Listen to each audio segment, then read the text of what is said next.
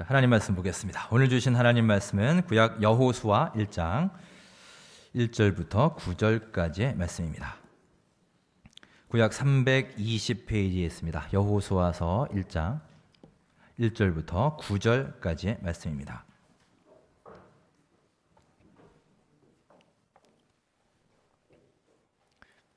1장 1절부터 9절 우리 한 목소리로 합독하겠습니다. 여호와의 종 모세가 죽은 후에 여호와께서 모세의 수종자 눈의 아들 여호수아에게 말씀하여 이르시되 내 종 모세가 죽었으니 이제 너는 이 모든 백성과 더불어 일어나 이 요단을 건너 내가 주는 그 땅으로 가라. 내가 모세에게 말한 바와 같이 너희 발바닥으로 밟는 곳은 모두 내가 너희에게 주었노니 곧 광야와 이 레바논에서부터 큰 강 곧 유브라데 강까지 헷 족속의 온 땅과 해지는 쪽 대해까지 너희의 영토가 되리라. 내 평생에 너를 능히 대적할 자가 없으리니 내가 모세와 함께 있었던 것 같이 너와 함께 있을 것임이니라. 내가 너를 떠나지 아니하며 버리지 아니하리니 강하고 담대하라. 너는 내가 그들의 조상에게 맹세하여 그들에게 주리라 한 땅을 차지하게 하리라. 강하고 내 종 모세가 내게 치우치지 말고 어디로 가든지 형통하리니 이 율법책을 내 입에서 떠나지 말게 하며 주야로 그것을 묵상하여 그 안에 기록한 대로 다 지켜 행하라. 그리하면 내 길이 평탄하게 될 것이며 내가 형통하리라. 내가 내게 명령한 것이 아니냐. 강하고 담대하라. 놀라지 말라. 내가 어디로 가든지 내 하나님 여호와가 너와 함께 하느니라 하시니라. 아멘. 하나님 말씀입니다. 자, 한 주간도 주님 안에서 주님 말씀 안에서 평안하셨습니까? 예, 한 주간 지켜주신 하나님께 감사를 드리며 서로 함께 인사하겠습니다. 반갑습니다. 잘 오셨습니다. 인사 나눌까요? 예, 정말로 반갑고요. 하나님의 평안과 축복 가득히 넘치시길 바랍니다. 제가 오늘 뭔가 좀 이렇게 바뀌지 않았나요, 여러분? 예, 뭐가 바뀌었습니까, 여러분? 예. 헤어스타일이요? 예. 또 뭐가 바뀌었죠, 여러분? 예, 가운이 바뀌었죠, 여러분. 네. 알아봐 주셔서 감사합니다. 예. 여자분들이 이렇게 머리하고 그러면 못 알아보면 참 섭섭하다는데 알아봐 주셔서 감사하네요, 좀. 제가 굉장히 그런 거에 둔해요. 그래서 사실 좀 소리를 많이 듣는데 일부 예배 때도 이렇게 가운 바뀌었다고 알아봐 주시니까 제가 그 입장이 되니까 참 또 좋더라고요. 검정색 가운을 입었습니다. 검은색 가운을 입었다는 것은 이제 날씨가 좀 추워졌다는 얘기입니다. 그리고 보니까 이제 벌써 10월 중순이네요. 장로님 기도해 주신 것처럼 이제 올 한 해가 사실 얼마 남지 않았습니다. 말씀 통독 시작해서 이제 4주차에 들어갑니다. 지난주에도 여러분들이 말씀을 많이 읽으셔서 참 감사하고요. 주보에 통계가 나와 있는데 이제 전주보다 또 더 증가했습니다. 7,500장을 돌파했고요. 우리가 6일 동안 읽은 것이니까 그냥 산술적으로 계산해서 6으로 나누면 우리가 하루 평균 1250장 정도의 말씀을 우리가 함께 읽은 겁니다. 우리가 한 주간 다 흩어져 살지만 그래도 여러분 각자의 위치에서 직장에서 또 학교에서 가정에서 하루 1250장의 말씀을 우리가 한 주간 매일 같이 읽고 또 마음에 품고 살아간다라고 생각하니 제가 참 마음이 든든하고 커다란 힘이 됩니다. 제가 알기로 지난 주간에 또 새롭게 우리 통독을 결단하고 시작하신 분이 계신 거로 알고 있습니다. 참 감사하고요.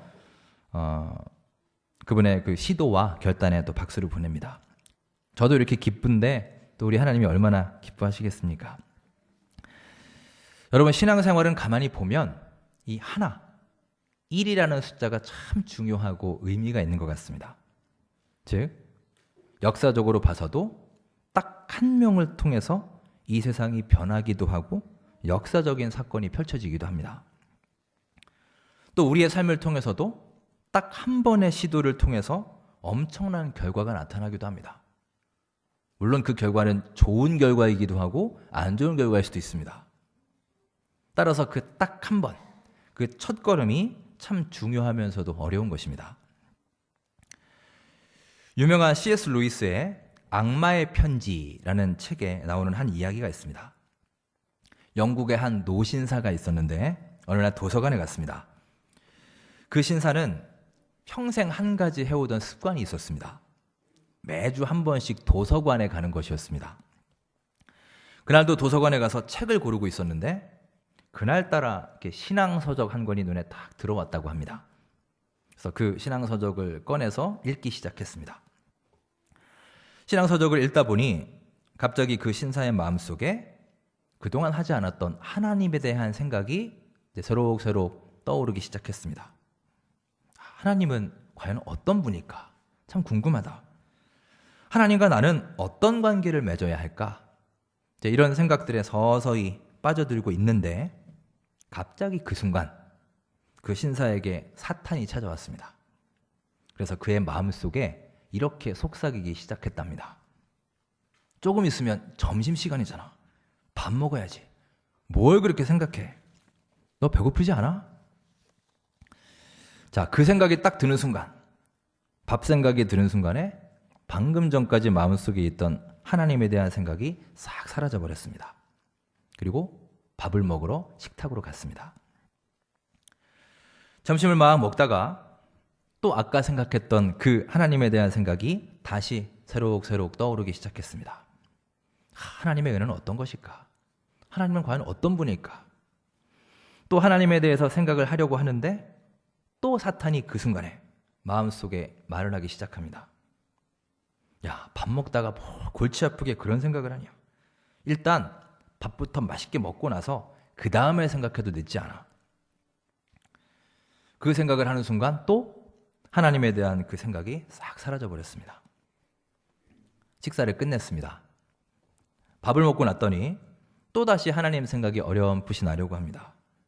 그러자 그 순간 또 사탄이 와서 얘기를 합니다. 그런 생각은 너 한가할 때 해도 되잖아. 오늘 너무 바쁘지 않아? 지금 할 일이 얼마나 많은데 한가할 때 내일 생각해, 내일. 결국 그 신사는 또 하나님 생각을 멈추고 그냥 일로 접어들게 되었습니다. 그렇게 일을 마치고 밖으로 나와 집에 가는 버스를 탔습니다. 버스 자리에 앉아서 신문을 딱 펼쳐 읽으면서 아무 일도 없었던 것처럼 피곤하다 하고 중얼거렸습니다. 그 순간에 이게 이제 이 이야기의 마지막 장면입니다. 섬뜩합니다. 신문을 딱 펼쳐보고 있는 이 신사의 등 뒤에 누가 있을까요? 사탄이 딱 있어요.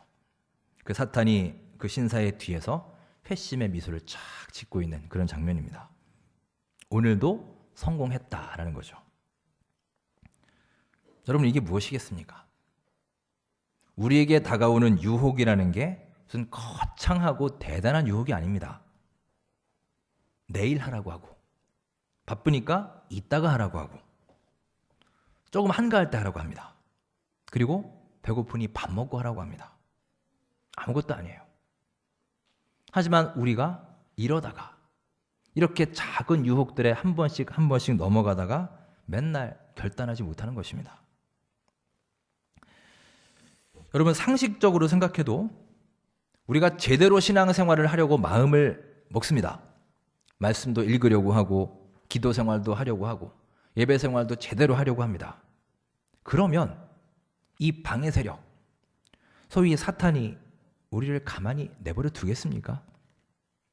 우리가 신앙생활을 잘 하려고 하는 그 꼴을 어떻게 보겠어요? 어떻게든 방해하고 못하게 할 것입니다. 그게 여러분 정상이에요. 이제 통독 한 달째 들어가는데 이제 서서히 그런 방해가 올 수 있을 때입니다. 그래서 제가 미리 말씀드립니다, 여러분. 혹시나 내가 이렇게 말씀을 읽으려고 하는데 오랜만에 마음 잡고 시도하는데 왜 이렇게 도와주지 않지? 왜 자꾸 안 좋은 일이 생기지? 여러분, 어찌 보면 당연한 것입니다. 방해 세력이 오는 거예요. 혹시나 내 결단이 흔들린다면 오늘 너무 피곤한데 내일 읽자. 다음 주에 하면 안 될까? 그냥 올해는 말고 내년에 하자. 또 기회가 있겠지. 이런 마음이 혹시나 들기 시작한다면 여러분, 그때 우리는 더 정신을 바짝 차리시기 바랍니다. 그리고 뒤를 한번 돌아보세요. 아마 내 뒤에서 누군가 이렇게 회심의 미소를 탁 짓고 있을지 모릅니다, 여러분. 이번 한 주간도 말씀 안에서 견고하고 튼튼하고 우리 주님과 친밀한 교제를 이루어나가는 귀한 하루하루가 될 수 있기를 주의 이름으로 축원합니다. 자, 오늘 우리가 함께한 말씀은 위대한 지도자 모세가 죽은 후에 하나님께서 여호수아에게 하신 말씀입니다. 자, 우리 1절 말씀을 함께 읽어보겠습니다. 여호와의 종 모세가 죽은 후에 여호와께서 모세의 수종자 눈의 아들 여호수아에게 말씀하여 이르시되. 아멘. 1절 처음에 보시면 모세에 대해서 수식어가 붙어 있죠. 여호와의 종이라고 기록하고 있습니다. 자, 모세가 누구냐? 여호와의 종, 하나님의 종이라는 것입니다. 여러분, 이스라엘 최고의 리더라고 할 수 있는 그 위대한 모세도 하나님의 종에 불과합니다. 하지만 여러분, 우리가 하나님의 종이 된다는 것은 이 세상의 종 노릇하는 것보다 얼마나 명예롭고 얼마나 영광스러운 삶입니까? 사실 우리는 대부분 알고 보면 지금도 우리는 누군가의 또 무언가의 종으로 살고 있지 않나요? 내 열정과 내 관심사가 지금 어딘가를 향해 있을 것입니다.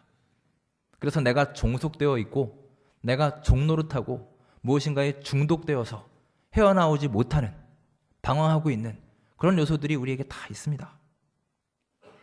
그래서 우리는 세상의 종이 되기도 하고 쾌락의 종이 되기도 하며 정욕의 종이 되기도 합니다. 어떤 사람들은 게임에 중독된 사람도 있고 또 어떤 사람은 마약에 중독된 사람도 있습니다. 또 일에 중독된 사람도 있습니다. 하지만 여러분, 모세는 이런 세상의 종, 바로의 종, 우상의 종이 되지 않고 여호와 하나님의 종이 되었던 사람입니다.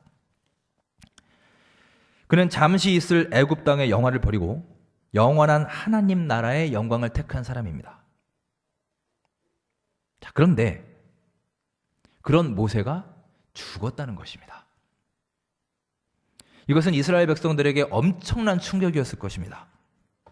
여러분, 지금도 정권이 바뀔 때면 항상 레임덕도 있고 정치적인 혼란이 있죠.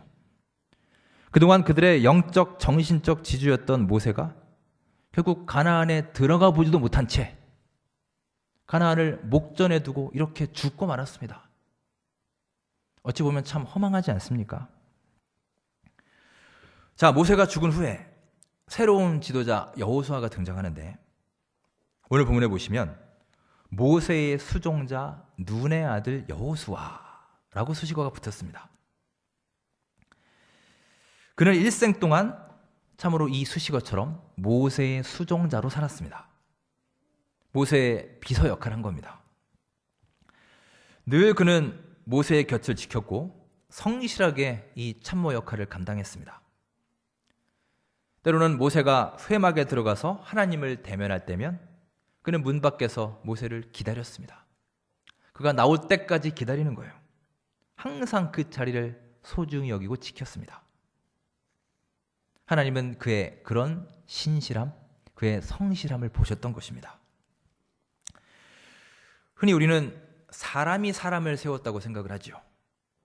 그래서 이 경우도 모세가 여호수아를 세웠다라고 생각을 하지만 여러분, 정확히는 그것이 아니죠. 하나님이 여호수아를 세우신 것입니다. 하나님이 모세를 통해서 새 지도자 여호수아에게 그 리더십을 계승해 나가시는 거예요. 따라서 여호수아는 정말 모세의 바로 옆에서 가장 가까운 곳에서 그의 리더십을 지켜보고 배울 수 있었던 사람입니다. 지금 1절에서는 그가 모세의 수종자라고 되어 있지만 여러분, 참 놀라운 변화가 있습니다. 여호수아서 마지막에 가시면 그에 대한 평가가 완전히 다른 사람으로 변해 있습니다. 우리 스케줄상으로 어제 읽으셨을 텐데요. 어제 읽은 말씀이 여호수아서 24장에 있습니다. 24장 29절에 보시면 뭐라고 나오냐면 여호와의 종 눈의 아들 여호수아가 이렇게 나옵니다. 여러분 뭐가 바뀌었죠? 여호수아에 대한 평가, 수식어가 바뀌었습니다. 모세의 수종자가 아니라 이제 여호수아는 하나님의 종, 여호와의 종으로 인정받게 된 겁니다. 즉 여호수아는 모세가 죽은 다음에 하나님의 종으로서의 사명을 잘 마치고 110세를 일기로 죽게 됩니다. 결국 그는 한 사람의 종으로 시작한 인생이었지만 끝내 하나님의 종으로서의 삶을 마감하게 된 겁니다. 참으로 진정한 인생 역전 아니겠습니까? 정말 놀랍고도 멋진 삶의 변화가 아닐까요? 여러분, 이렇게 한 사람의 종으로 시작하여 여호와 하나님의 종으로 변화할 수 있는 놀라운 삶의 전환이 이 자리에 함께 하신 우리 모두의 삶에도 펼쳐질 수 있기를 간절히 소망합니다. 오늘 말씀의 배경을 보시면 출애굽 이후에 40년 광야 생활이 이제 끝나갑니다. 어찌 보면 이제 조금 광야 생활에 적응이 되어가는 때였습니다. 처음에는 힘들었지만 여러분 광야 생활이 당연히 힘들죠. 하지만 그래도 무엇보다 광야 생활을 하면서 그들에게 좋은 점 한 가지가 있었습니다. 여러분 뭔지 아십니까? 삶의 가장 기본적이면서 중요한 거예요. 먹을 걱정 안 해도 되잖아요, 여러분. 즉 끼니 걱정할 필요가 그 기간에는 없었습니다. 아침 저녁으로 만나와 메추라기가 내려졌습니다. 여러분, 우리도 참 하루하루 사는 것이 힘들지만 정말 이 먹고 사는 문제 누가 보장해 준다면 훨씬 삶이 편하지 않을까요? 우리 걱정의 많은 부분이 해결되지 않겠습니까? 자, 그런데 이스라엘 백성들이 조금 적응이 되고 먹고 사는 문제 해결할 만한 광야 생활을 끝내고 미지의 땅 가나안으로 들어가야 되는 지금 그런 중요한 기로에 서 있는 것입니다. 그때 더군다나 모세가 죽고 여호수아가 새 지도자로 임명을 받습니다. 아마 이스라엘 백성들은 굉장히 불안하지 않았을까요? 이 중요한 순간에 모세와 같은 지도자가 떠나가고 아직 검증도 되지 않은 여호수아가 우리의 새 리더로 뽑힌 겁니다. 불안한 마음 있었을 것입니다. 자, 그때 하나님께서 그들에게 말씀하십니다. 자, 2절 말씀을 우리 함께 읽어보겠습니다. 2절 함께 읽습니다. 종 모세가 죽었으니 요단을 건너 내가 그들 곧 이스라엘 자손에게 주는 그 땅으로 가라. 아멘. 하나님이 여호수아를 통해서 백성들에게 명령하십니다. 무슨 명령이냐? 너희가 40년 동안 편안하게 정말 심적으로 안주하고 있던 그곳, 그 광야를 이제 떠나라는 것입니다. 여러분, 광야를 떠나는 것은 좋은 일입니다. 그 척박하고 힘든 광야 생활 빨리 청산하고 떠나야죠. 하지만 동시에 광야를 떠난다는 것은 지금까지 보장되어 있던 이 만나와 메추라기를 포기하는 일이었습니다. 여러분, 이거 쉬운 일 아닙니다. 이스라엘 백성들은 솔직히 그것이 불안했습니다. 하나님이 약속하신 그 땅, 솔직히 안 가봤잖아요. 여러분, 얼마나 좋은 땅일지 모르지 않습니까? 그런데 지금 우리 앞에 아침 저녁으로 끼니가 보장되어 있는 이 광야 생활을 접고 약속의 땅으로 들어간다고 하는 것. 더구나 거인 족속들, 이미 그 땅을 차지하고 있는 가나안 족속들이 있는 그 땅을 향해 가는 것이 아마 몹시 불안했을 것입니다. 앞으로 계속 전쟁을 해야 됩니다. 아마 여호수아는 이때 하나님께 묻고 싶은 것이 정말 많지 않았을까요? 하나님, 그곳에 들어가면 어떻게 되는 건가요? 만나와 메추라기는 이제 진짜 안 주시는 건가요? 혹시 우리가 모르는 다른 어떤 어려움이 또 있지 않나요? 그런 여호수아에게 하나님이 말씀하시는 것입니다. 자, 우리 3절 말씀을 함께 이어서 읽겠습니다. 내가 모세에게 말한 바와 같이 너희 발바닥으로 밟는 것은 모두 내가 너희에게 주었노니. 아멘. 자, 내가 너희에게 주었노니라고 했습니다. 여기서 주었노니라는 동사는 시제가 과거 완료형입니다. 즉, 네가 그 땅을 밟으면 앞으로 내가 줄게, 이게 아니라 이미 너희에게 주어졌다는 거예요. 과거 완료입니다. 하나님께서 너희가 이제부터 발로 밟는 그 땅을 너희에게 이미 주셨다는 거예요. 자, 이 말을 거꾸로 한번 생각해 보면, 너희가 발로 밟는 그 땅은 너희의 것이 되겠지만, 그렇다면 너희가 발로 밟지 않는 땅은 너희의 것이 아니란 말씀입니다. 이 말을 다르게 해석하면 이런 거죠. 너희가 그 땅을 차지하기 위해서는 너희가 내 말에 순종하여 일어나서 가야 된다는 겁니다. 지금 너희들이 안주하고 있는 그 자리를 박차고 위험을 무릅쓰고 그 땅을 떠나야 한다는 거예요. 여러분, 약속이란 이렇게 믿음으로 자리를 박차고 떠나는 사람에게 보장된 것임을 기억하시기 바랍니다. 하나님이 우리에게 그 땅을 약속해 주셨지만 하나님은 그 땅 문서를 그냥 쉽게 주시지 않으세요. 우리가 믿음으로 자리를 박차고 떠남과 동시에 우리에게 주어지는 것입니다. 즉 우리가 발로 밟을 때 그때 비로소 그 땅이 주어지는 것입니다. 자, 이어서 우리 6절 말씀을 함께 읽으며 살펴보겠습니다. 6절입니다. 강하고 담대하라. 너는 내가 그들의 조상에게 맹세하여 그들에게 주리라 한 땅을 이 백성에게 차지하게 하리라. 아멘. 강하고 담대하라. 강하고 담대하라. 이 구절이 몇 번이나 나옵니다. 하나님은 이 말씀을 그 다음 7절에서 또 한 번 강조하고 계세요. 자, 7절 함께 읽겠습니다. 오직 강하고 극히 담대하여 나의 종 모세가 내게 명령한 그 율법을 다 지켜 행하고 우로나 좌로나 치우치지 말라. 그리하면 어디로 가든지 형통하리니. 아멘. 강하고 담대하라. 이 말씀을 하신 이유는 당연히 그들이 또 이 시대의 우리가 그다지 강하고 담대하지 못하기 때문일 것입니다. 우리가 때로는 너무나 약하고 우리가 너무나 소심하기 때문일 것입니다. 우리 인간은 사실 다 연약하고 소심한 존재입니다. 저 역시 그렇습니다. 저도 앞에서 말은 이렇게 하지만 저도 약해질 때가 참 많습니다.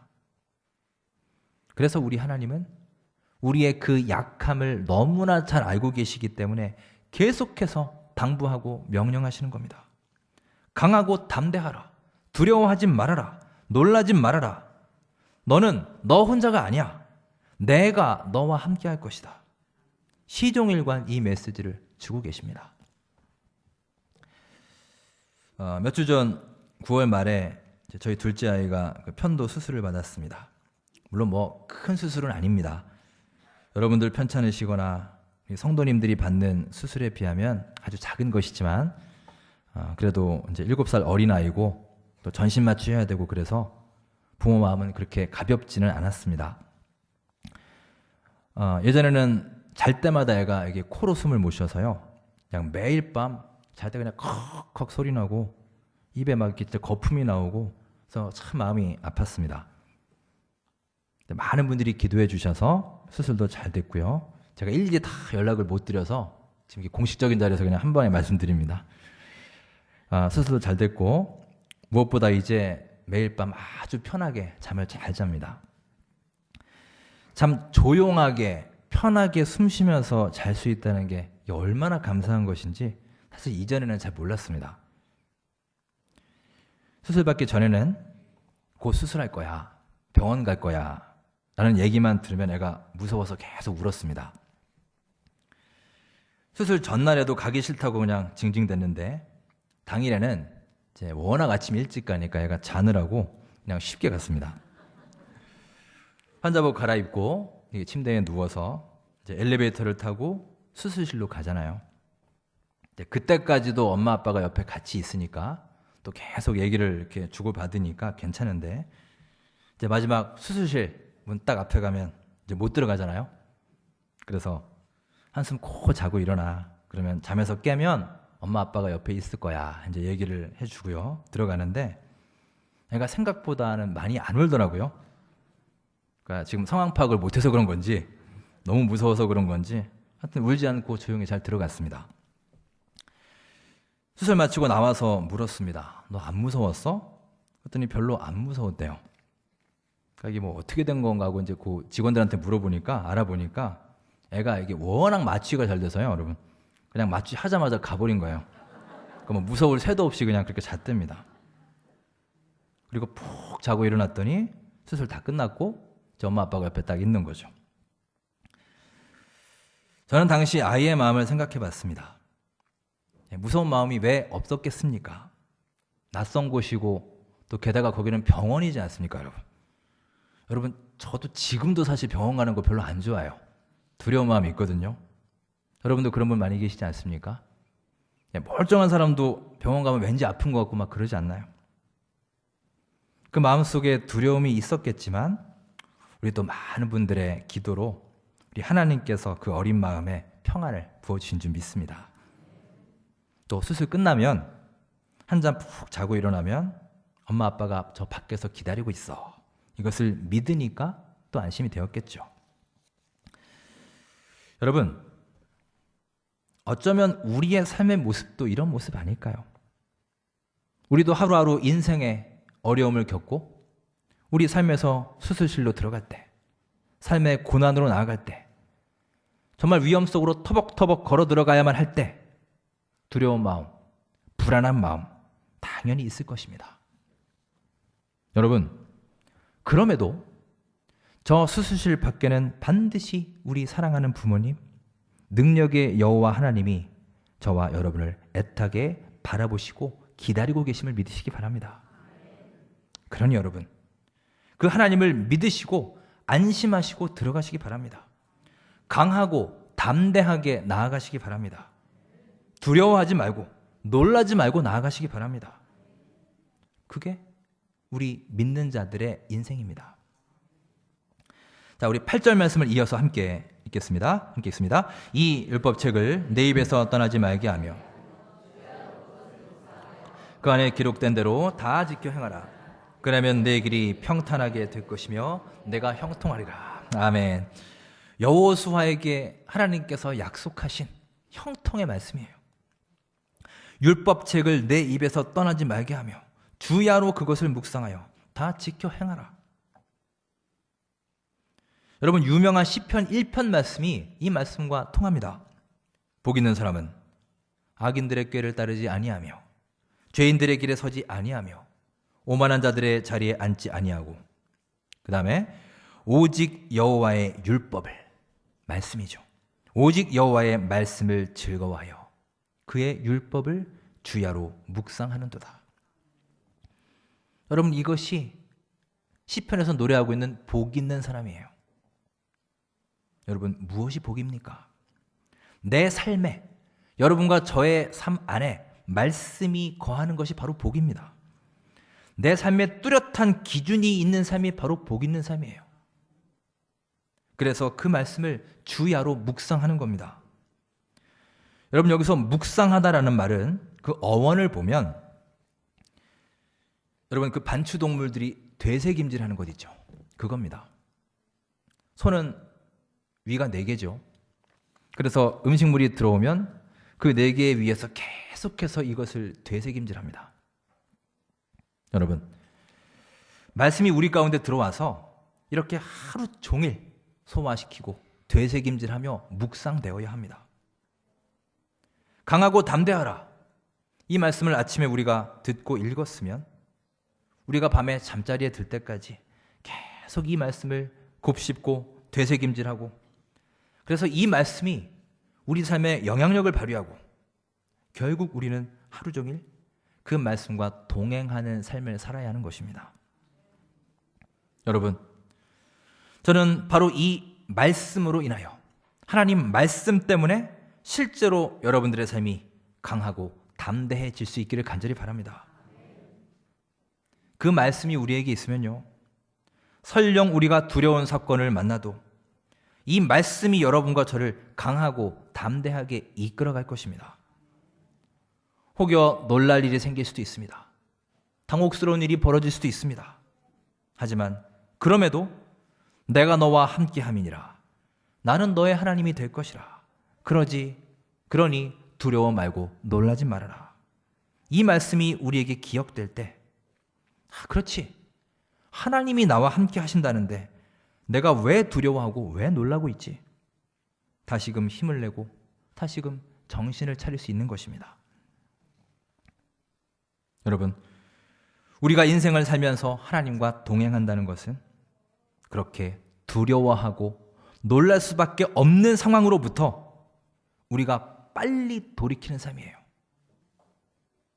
우리가 살면서 어떻게 이런 일을 전혀 안 겪을 수가 있겠습니까? 하지만 우리가 때로는 불안해하고 때로는 두려워하지만 빨리 원상복귀되는 삶입니다. 즉 왕복 거리가 짧아지는 거예요. 우리가 죄를 전혀 짓지 않고 살 수는 없겠으나 적어도 우리는 이렇게 말씀에 뿌리 박는 사람은 적어도 멀리 가지는 않을 것입니다. 즉각 돌이킬 수 있습니다. 왜냐? 우리 안에 말씀이 있기 때문입니다. 그 말씀이 우리에게 알려줄 것입니다. 내가 지금 잘못 가고 있구나. 내가 지금 잘못하고 있구나. 그러면 우리는 그 사인을 보고 바로 돌이킬 수 있는 거예요. 기억되는 말씀이 있고 묵상하는 말씀이 우리 속에서 영적인 무기로 자리 잡을 수 있을 것입니다. 여러분, 우리 모두가 바로 이런 말씀의 사람이 될 수 있기를 주의 이름으로 축원합니다. 하루하루 다가오는 인생의 고통과 풍파 속에서도 강하고 담대하라. 여호수아에게 말씀하신 주 하나님의 가르침을 기억하시고 주야로 그 말씀을 묵상하시고 또 되새김질하셔서 우리 주님께서 부어주시는 형통의 복을 가득히 누리시는 복된 하루하루가 되시기를 주의 이름으로 축원합니다. 기도하겠습니다. 은혜 하나님, 달고 오묘한 생명의 말씀을 우리 마음속에 하루하루 품고 살아갈 수 있기를 간절히 바라옵고 원합니다.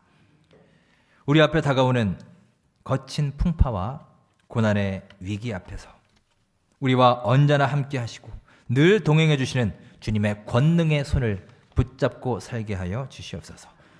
강하고 담대하라. 여호수아에게 말씀하신 주님의 이 말씀을 가슴에 깊이 새기고 수시로 되새김질하여 그 말씀의 능력을 체험하고 승리할 수 있는 거룩한 주님의 백성들이 되게 하여 주시옵소서. 예수님의 이름으로 감사하며 기도드립니다. 아멘.